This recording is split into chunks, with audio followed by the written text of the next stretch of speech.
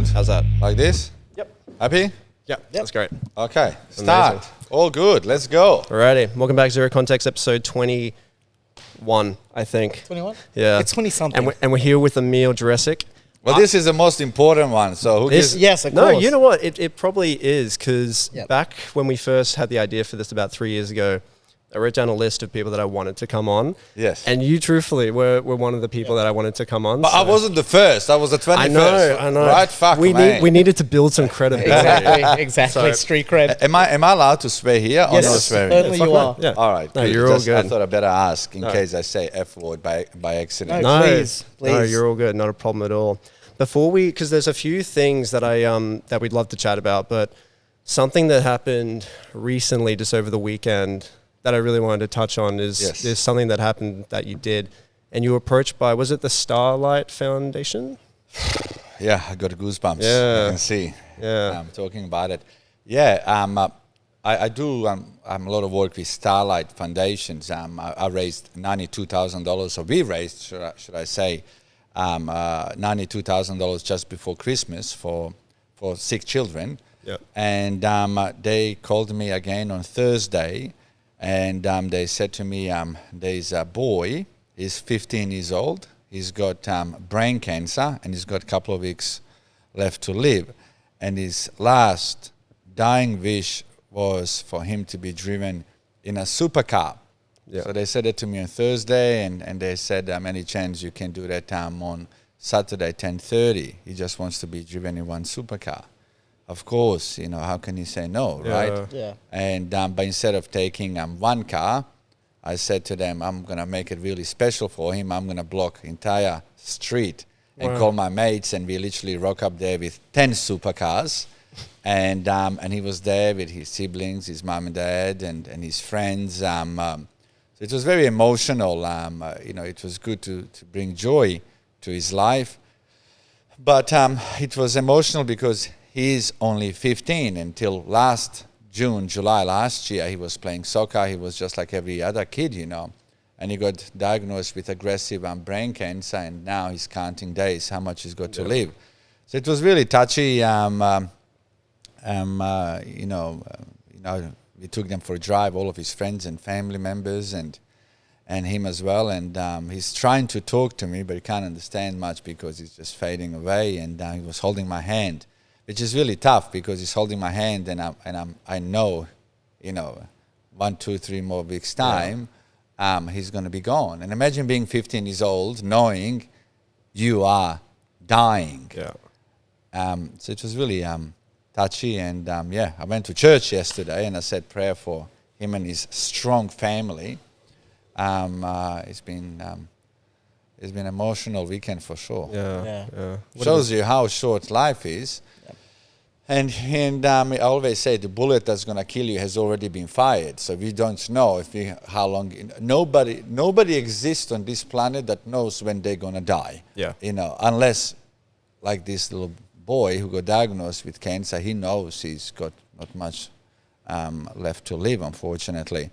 But all of us, we don't know if you two are going to live till age 40, 50, 30, whatever age is, It's, so it shows you how, puts everything in perspective, how important life is, and how short it can be. Yeah. Yeah. And what was the experience like for him? Like when he saw the cars line up on the street, what was his reaction? Well, he's obviously really happy, but he's now in the last stretch of his life journey. Yeah. So, he can't really walk anymore. He's in a wheelchair, and his dad helped him to get into my car. And, his vision is not really great.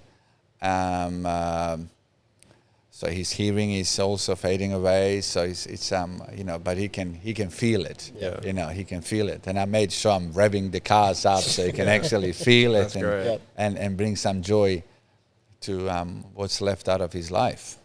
We were out for dinner, Gilly and I, having a really cute date, and we saw your story, and because Gilly used to be a nurse, and we were talking about it, and Gilly just said that nothing will. What did you say? Nothing will uplift your spirits more. Yeah, well, because I used to work as a nurse, but in an agency. So I had the privilege to work in palliative care. Yes. So in saying that, there's nothing uplifting than seeing a child who has terminal illness. The reason why is because they're so resilient. The spirit is just so strong. Of course. And nothing, absolutely nothing will dampen them. Because they're so innocent, and it's just so rewarding to see that. To be honest with you, in a lot of ways. Sorry. So yeah, no, that's all right. You can drink. I got a drink here. Yeah. But that's what I was saying. Like when it comes to helping people, especially when it comes to kids, I find it very spiritually rewarding, no matter what situation it is. So surely in this aspect, you would have felt the same. Oh, it's touchy, Yeah. I mean, it really shows you what's really important in life, I mean, money, businesses, cars, it's all irrelevant. You got to live in a moment. And of course, you got to pursue whatever makes you happy. If it makes you happy to work hard and build successful business or career, you do that. But at the same time, it's very crucial that we are all present in a moment with our families and friends, and because you never know when you're gonna be fucking next. Yeah, well, that's no, that's true. I think it was Jim Carrey said years ago. He said the effect you have on others is more valuable than any currency in the world. Oh, And that is the ultimate currency, Yeah. because we are all capable of making somebody's day special. You don't have to give somebody $1 million to make them feel good. Yeah. You can say something nice. You can show them what you know.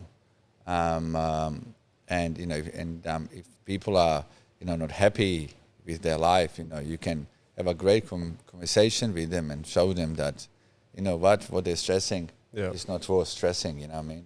Yeah. I just wanted to quickly discuss that just because it was pretty fresh.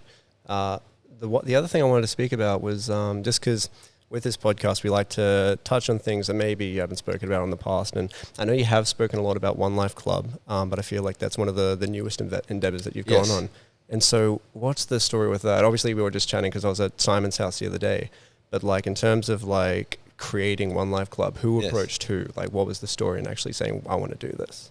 Well, all my life I always had this vision that I never wanted to die without passing my knowledge to others. Whatever I learned, good, bad, ugly, always felt like if I can contribute to other humans, one day I want to share it with them.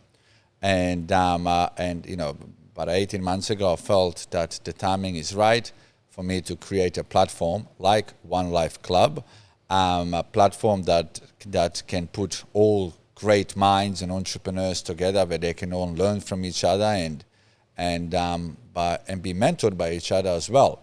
Because I felt like when I was growing up, in my journey, I felt like there was nobody that could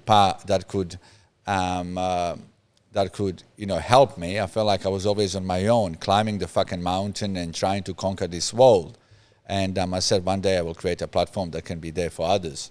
So I launched it, and then Simon Beat, he approached me, and he wanted to do something similar to One Life Club, but I was already doing it, and he said, can I come on this journey together? And a wonderful lady, Sharndré, she came on as well. She runs extremely successful online education company that is recognized worldwide.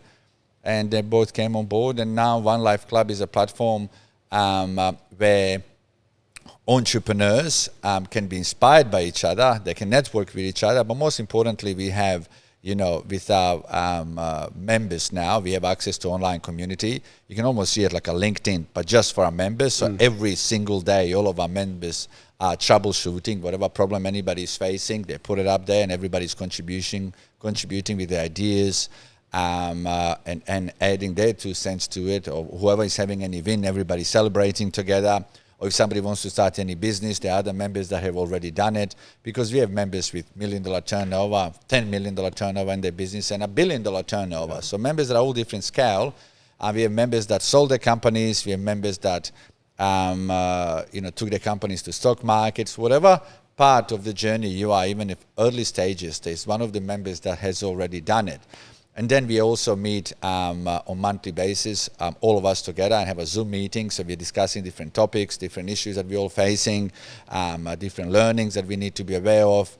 And then we also put our members in a group of 8 to 10 where they are keeping each other accountable for everything that they're doing.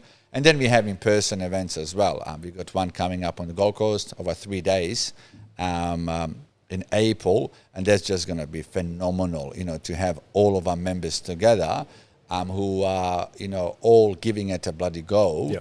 So, yeah, that's what One Life Club is all about. It's a journey that my partners and I are enjoying and look forward to growing the team of amazing people. One of the things that I like about it the most is because I'm subscribed to the YouTube channel. Yeah. And I notice like every few days you'll do an interview with one of the members, and Yeah. like everyone gets to know them a Yeah. little bit more. Yeah. And I feel like I haven't seen many businesses like One Life Club, but I feel like it's so incredible because like you're adding value back to the people who may be even interested in getting in, and you can see what it's like to be a part of the club. Absolutely. That's what life is all about, is adding value whatever we're doing. Full stop. Yeah, no. Yep. And what would be the actual criteria then to actually be Anybody? a member? Well, there's two things. One, we put a lot of content out there for free for anybody to watch. We are on YouTube, Spotify, Apple. So all the interviews with all the members and all other people that I interview on our podcast, it's all there. So anybody can watch, anybody can get inspired, motivated, and hopefully that can help them in their life journey. But to actually become a member of One Life Club, you have to have a minimum turnover in your business of $1 million.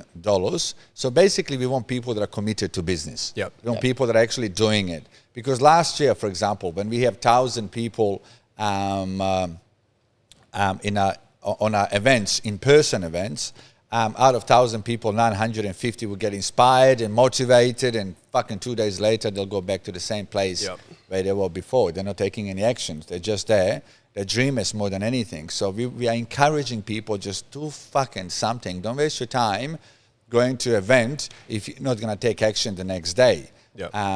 So now we just made it exclusive, so exclusive. We only want people that are actually in the business, wanting to grow. Yep. Yep. Well, we'll be there one day. I Good. promise. Yeah. Look forward to seeing you there. Where do you want it to go? Like, if you had like an ideal like end goal for One Life Club, what would you like that to be? Like, where would you like it to go? We definitely want to grow to be a global platform for entrepreneurs, because there's really no platform out there that is for entrepreneurs that are actually in the business, in the fucking arena, that are actually doing something, that are growing, So we definitely want to go and be in every country, worldwide that we possibly can be. And that's where people can actually have their own communities within their own cities and so on. Is there a referral program in it at all? Like, do you have to get referrals for people to get into the program at all? To get in there, it's actually really tough because we only want the best. I mean we want the best, first of all, we want good humans. We don't want assholes. We want people that will have a good impact on every other member. Because it doesn't matter if you're in business, that you're a good business person, that you're an ethical business person. So people send the applications, and then our team goes through all the applications. They study who wants to become a member. They study what business they are in. And then if they meet our criteria, then we set up a meeting, and then either Simon or myself or Sharndré, we actually interview them to make sure they're actually great fit. And they also fully understand what One Life Club is all about. Yeah. Do you have anyone that goes into the interview process and then realize what's actually involved and back out at all? Like, people are like, okay, maybe this might be. No, we don't have anybody that back out. Amazing. We have people that we tell them no, it's not right fit for them. Good. Because what we don't want is, I have signed up to gym so many fucking times. I would go and pay, I don't know, $1,500, $1,000, whatever it is for the gym for the year, thinking to myself, I will pay whole year up front. So that's where I'm committed to go, and I will only go once or twice, because I'm not committed to go to gym. I'm not committed to fucking exercise. So I'm not committed. So I waste my own time, energy, and fucking money. That's how I am with the gym. There's the people we don't want to become One Life Club members. We don't want people to say, hey, I'm a member, and then they don't take any actions. So so essentially what you're wanting is, you want driven people who have proven themselves they got into themselves at X point, and they just need that extra push to break that, I guess, that support wall, so to speak. Correct. Yeah. I'm sure Jordan Belfort, being a part of it, might have wanted a few people to jump in. Well, look, Jordan Belfort is just one of the speakers we got here from last year. And but our members are just people that are doing extremely well. It's not just, we have people we have members that have $500 million turnover and more in their business, but we also have members with $1 million turnover. Yeah. We're all on an equal field. We're all trying to climb the ladder and keep moving up. Yeah. Well, just speaking of Jordan, like we, because we're talking about it so much before the pod, like what was the experience like working with him and bringing him over and going to all these speaking events? It was a big, because we did a national tour with Jordan Belfort, and with us, anything we do has to be perfect. Yeah. So it has to be perfect, one, for our audience, has to be comfortable for the speaker that we're bringing up here, to make sure that everybody has a great experience, including us who are actually hosting it. So saying that, he was extremely easy to work with. He was accommodating every wish that we had. So yeah, he was great to work with, for sure. Amazing. It was fun, to hear all his stories, what actually really happened, not just in the movie, in real life. Yeah. Because we were with him for like 5 days. And so we were definitely... Were you picking his brain at all? Like, we was this real? Was this real? Yeah. I mean, everything that happened in the movies, I think it was a lot crazially than that as well, that he was telling us about, but I'll keep those stories for me. Yeah, of course. And but it was definitely entertaining for us to actually see him in person, because we all watched the fucking movie, Yeah. So to be with him in a private jet and hang out every day, and it was awesome. Yeah, amazing. I don't want to give too much. We're not going to tell where we are, but we're probably in like the coolest man cave. I don't know if you're watching the video version, you'll see some pretty cool cars behind us. Yeah.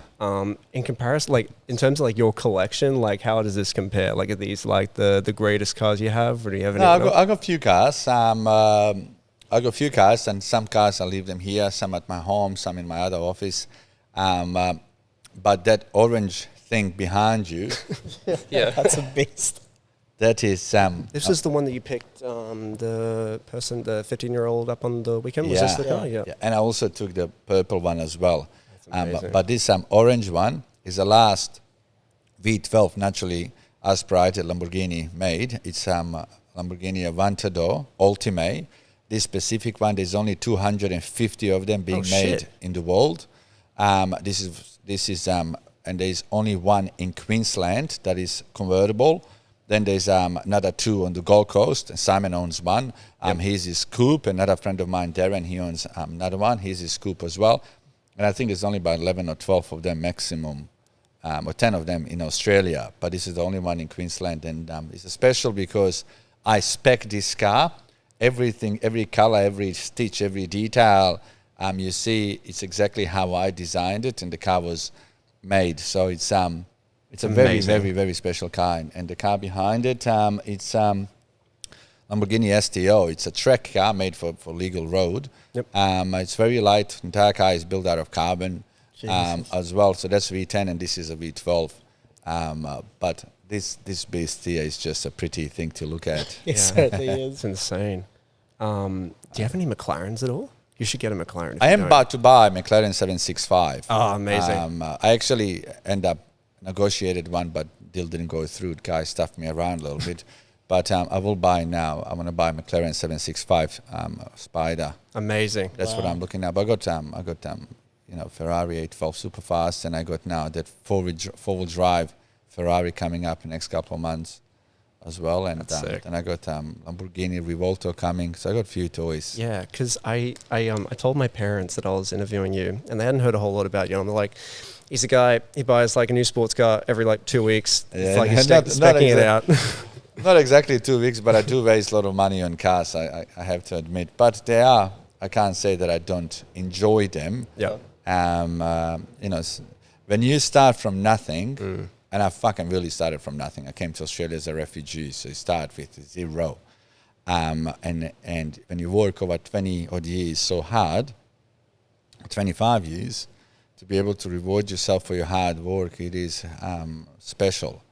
And but that's not. I always say money is phenomenal, allows you to do things when you want them, how you want them, and buy whatever the fuck you want. But if you're a miserable fuck, money is evil. If you're a happy individual, then you can do so many things with money. One, you can reward yourself if you want to do that, and or two, you can also do great things for others. We were talking about your time management skills, and I know you probably got a few assistants underneath you to help you, but 3. Yeah, so it's a lot. like in terms of like, because you just started a buyer's agency, is that correct? Yeah, but we got under umbrella. We got 10 real estate offices. We're opening 4 more now. We're trying to do $3 billion in sales this year. And then I have my own development company. Yep. This year I'm pushing to do about $100 million worth of developments on my own. Then we have a media company, great talented people there. Then we have our own law firm. We just launched buyer's agency. And but then also we own, we have interest in different companies, including finance, business as well. And so we're doing a few things. So I've got to have to ask, right? So with you having your finger in quite a few pots, I guess. Not enough. Not enough. No, exactly. But then, I mean, obviously, there's only 24 hours in a day. So what time strategies do you apply in order to stay on top of everything? To make sure that everything keeps working efficiently? Well, the key is to employ people that are more capable than I am when it comes to doing certain things. Yep. So, I have my brother who runs my development and our construction arm. I have a gentleman who runs, my media company. Somebody else is running a finance arm. Then I got somebody else who is running real estate company, and then I got an amazing lady called Giselle, who's extraordinary corporate lawyer, and my partner, life partner. She runs all of our companies on daily basis, and then I have I have Gemma that runs One Life Club, and then I have an extraordinary right hand man when it comes to my real estate business, and an executive assistant, Naomi, that just is very good at executing. So I normally have 10 to 15 meetings a day. My meetings are maximum 30 minutes. I'm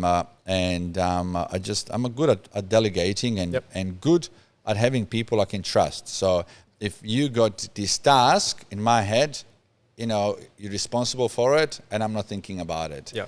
So I try to delegate a lot to people, but when they take something on, I'm out. They're driving it. So like if you wake up in the morning, like do you have like a bit of an outline like, hey, Emil, this is what you've got going on today? Or is this like a Sunday thing? This is what your week looks like? Or? Obviously, before I go to bed, I know what I'm in for tomorrow. Yeah. You don't go to war not prepared. Yeah. And every day to me is like a fucking war zone. I'm going there to fucking give it a good crack to achieve great things. And with me, I'm always prepared the day before what I'm going to be tackling on tomorrow. Yep. You don't go to war with no bullets. Of course. You go fully fucking loaded. Yeah. To blow shit up. So you say you feel like you're not busy enough. Like, is there anything on the horizon that like, okay, I've got all this going on. What's next for you? Like, what do you want to do next? I like exercising my brain. Okay. Whatever makes me happy at the time, and every opportunity that comes, I look at it, and if I see myself being part of it, I'm part of it because I invest. Mm-hmm. I'm into the stage now where I invest in other businesses and other people, and I get pitched every fucking day, with different businesses, and it's all about delegating well, I guess. And what's next? Can't tell you. One exciting thing that is happening to me right now, I'm building a family home. Is this the one that you've been sharing on your stories? Yeah. So I wanted to touch on this. How big is this house going to be? It looks fucking amazing. The house is 1,400 square meters. It's on the golf course. I'm only about 4.5 kilometers from Brisbane CBD, and it's over $20 million home, man. It's not to brag about the price, but fuck. No. What goes into that house? What goes into that house is just another fucking level. It's just unbelievable. So exciting. Yeah, because I'd love to eventually build my house one day, and when I tell people that, they probably think, oh, just like a normal like cul-de-sac style home. Like, no, like I would love to build at like literally a house that you're building. Well, and absolutely, and it's all possible. But my first house was $170,000. Yeah. So you got to start somewhere. Nobody starts from the top. Yeah. We all start from the bottom. My first home I bought a block of land for $73,000. I spent $101,000 building it. It was under 175 grand, including the stamp duty, and I sold it for $295. Wow. I thought I was fucking Bill Gates. I made like 115, 20 grand. I was like, Jesus Christ, I'm rich. You know, and I remember when we built it, I thought it was worth, you know, 250 grand, but we ended up selling it for 300. And I remember when I built it, I said to my partner at the time, I said to her, can you believe we own $250,000 fucking house? You know, and, you know, that's how he started. And the second one was, you know, $600,000 home. And third one was, you know, $750,000 home. Yeah. So he just climbed the ladder. It just snowballs from there. Snowball, one at a time, you know, and I'm 44 now. I didn't have a $20 million fucking house when I was, how old are you? 26. Well, definitely didn't have it at age 26, you know. So everything takes time, persistent, discipline for you to get to big home if you want that. Yeah. And when it comes to like the house that you're building now, like how long were you designing it for? Like what was the process? Well, I bought there used to be an old house on a block of land, and I was living in it for 2 years to feel, you know, one, if I want to build a dream home on this block. And that house that we were living in was like 26, 27 years old. So, you know, I had, you know, time to think, to digest what and where we would like to do things in if we would build it. And then we designed it, and we started demolishing the old house last April, and we started building the new one in June, and should be finished this July. Can't fucking wait. Yeah. I mean, the house is absolutely gorgeous. But what I was going to ask you, and touching on with what you were saying, that at your age, in your younger years, you know, how when you were being successful, now being where you are right now, and with what you know, what advice would you give your 24-year-old self when you started seeing that money come in, out of curiosity? Like in terms of... Oh, look, if I have to, looking back now, I think every young individual needs to, I won't say study, needs to really have a good understanding of money, finances, you know, not to be reckless with the money, you know what I mean? Because you can work hard, you can be disciplined, you can be persistent, but if you lose with fucking spending money, then you're working for nothing, right? Yeah. So, look, everything that I've done, I will probably do the same thing again. You know what I mean? I will probably fuck up.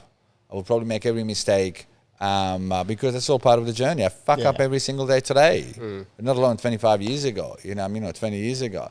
So, you know, what I would give advice to anybody else, you know, just like that boy, he died at age 15, you might die at age 30 or 40 or 50 or 60. So you got no fucking time to waste. Whatever your dream is, whatever your dream is, execute it today, or keep talking about it like every other fuck out there. Keep talking about it and see what happens. You're going to be 80 years old or 50, or just before you died, you can say to yourself, fuck, I wish I've done what I wanted to do, but you haven't. So get off your fucking ass, grow some balls and do it. And do it. No, that's... Yeah. So then... That's advice I would give to anybody. Whatever the fuck you want to do, just chase it now. Okay. So no matter the age or whatnot, because I mean... Doesn't matter. I'm pretty sure the guy who started KFC started at age 65 and then became a billionaire at age 75 or whatever. Yeah. Sweet. It's never too late or too early. You do it when you feel that you're ready. But then again, you will never be ready. When are you going to be ready for anything? Never. Yeah. You want to do something, just get off your fucking ass, grow some balls and do it. That's just that. Yeah. Yeah. Jumping back to, sorry, were you going to say something? No, I was just going to say, look, thank you, because I'm almost turning 40 myself. So it's like, you know, for me, this podcast, we want to turn it into like one of the biggest podcasts in Brisbane, definitely. And then Australia. Well, right now. Why put a fucking limit on how far you're going to grow it? Yeah. No, well, yes, that's 100% correct. I mean, if I really... I'm going to say, like, I really would love this to go worldwide, and that's what we're going to do. Oh, what's stopping? So nothing's stopping us. Everything. Only thing that will stop you to do anything is the bullshit you can tell yourself why you can't achieve something. I've always told myself you'll learn more from failure than you ever will from success. Correct, but not everybody has a strength to get up and keep moving forward again.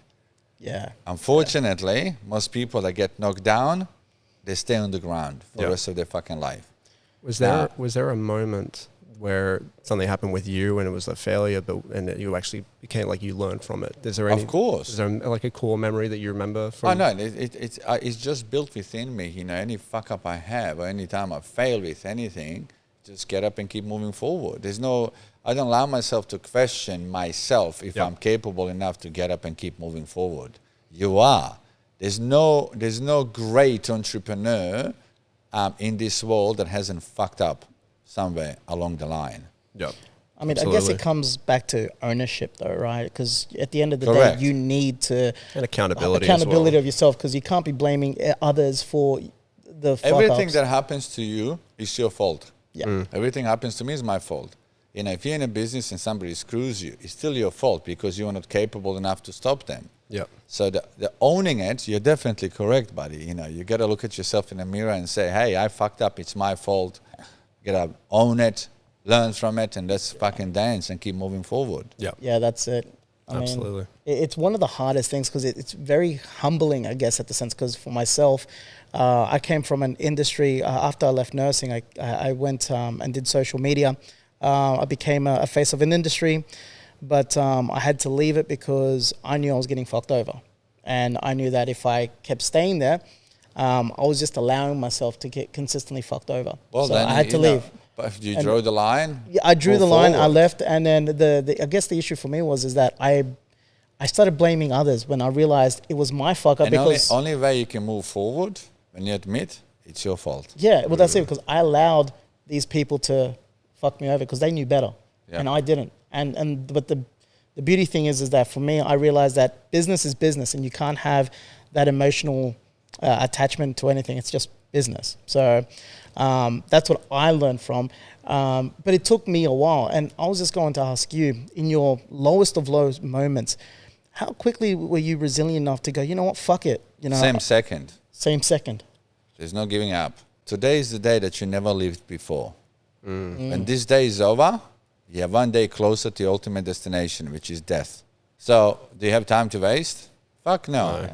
The clock doesn't stop ticking, buddy. Just keeps going. Yeah, because that, as you said, that bullet is still traveling at you. What's Goosebumps right there. I'm not gonna lie. when it comes to something that you want to leave as like a bit of a legacy, what would your legacy be? I always wanted to have an impact on others, a good impact on others. And I know that we are all capable of changing other people's life. And one of, I always say my purpose is to give enough value to humans that I can make them smile, their day better, maybe I can help somebody change their life direction and that can be better.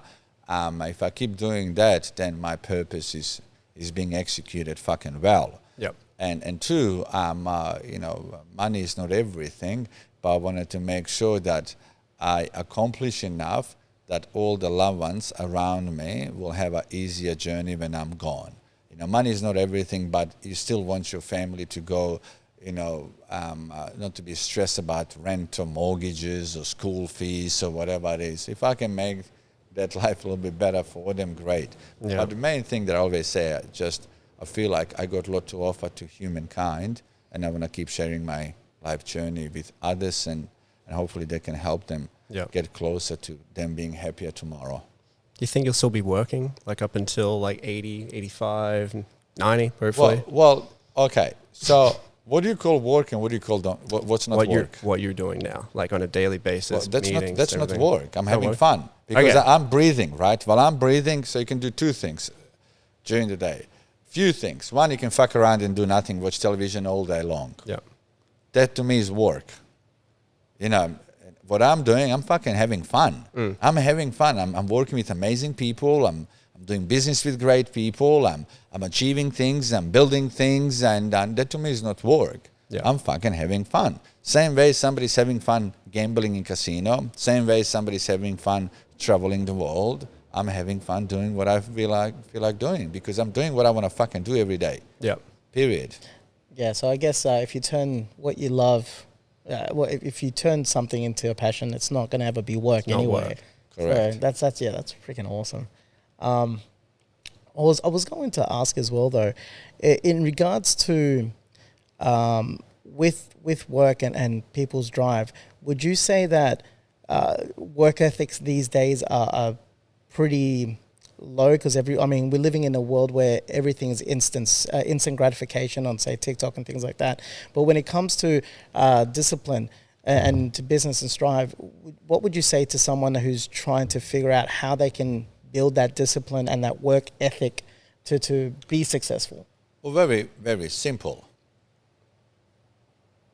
Whatever you're doing right now, let's say you're not structured, you're not disciplined, you are easily distracted. I would say, how is it going for you? Look at your past 12 months and you've been distracted, you've been fucking around. And after 12 months, how is it going for you? What have you fucking achieved out of your life? Did you move forward? You can live in a lie. You can tell yourself, I'm hustling, I'm doing this, but just look at your 12 months. And that's your wake-up call. If you felt like you're fucking around, you're not doing anything, well, wake the fuck up and be more structured and disciplined. It's simple. Because I can't tell you what to do. You have to make a decision yourself to change the journey of your fucking path. That's just that. You don't want to live the same year 75 times throughout your life. 100%. Yeah. That someone shared that the other day on me. That's so true. I love the story that you've mentioned several times where you went to Yeronga TAFE. I've gone to Yeronga TAFE. For 2 weeks. Yeah, for 2 weeks, exactly. And I know how shit that campus was. Thank God it's closed down. But What is it? Yeronga TAFE. Like an actual TAFE? Yeah, it's a TAFE. Oh, right. Yeah, Okay. yeah, Sorry. Yeah.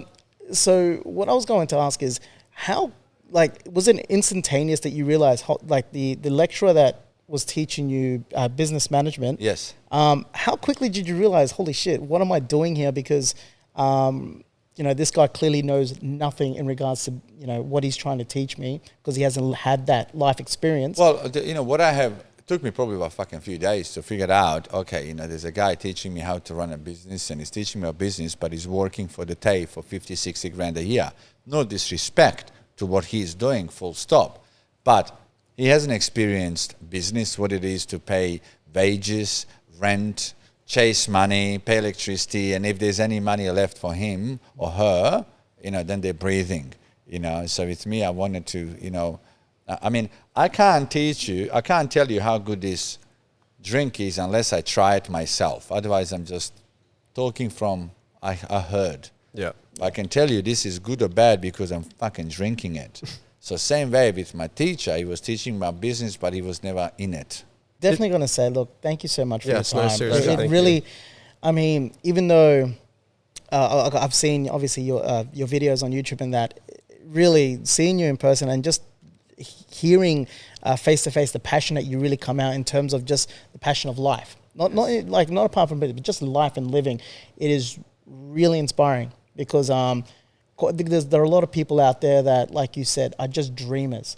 And when it comes to meeting someone who is a doer, trust me, that it really is quite inspiring to say that. So thank you really much for your time. I really have taken a lot from just this short conversation. Well, keep going with it, and keep moving forward with whatever you guys are doing, and podcasts if there's something that you want to pursue. My advice is just keep showing up, keep being consistent, results will come. Yeah. And Rome wasn't built overnight. Everything takes time. Yeah, absolutely. Awesome. Pleasure. Thank you very much for doing this. Really appreciate it. Thanks for watching, everyone, and we'll catch you on the next one. Thank you. Guys. Boom.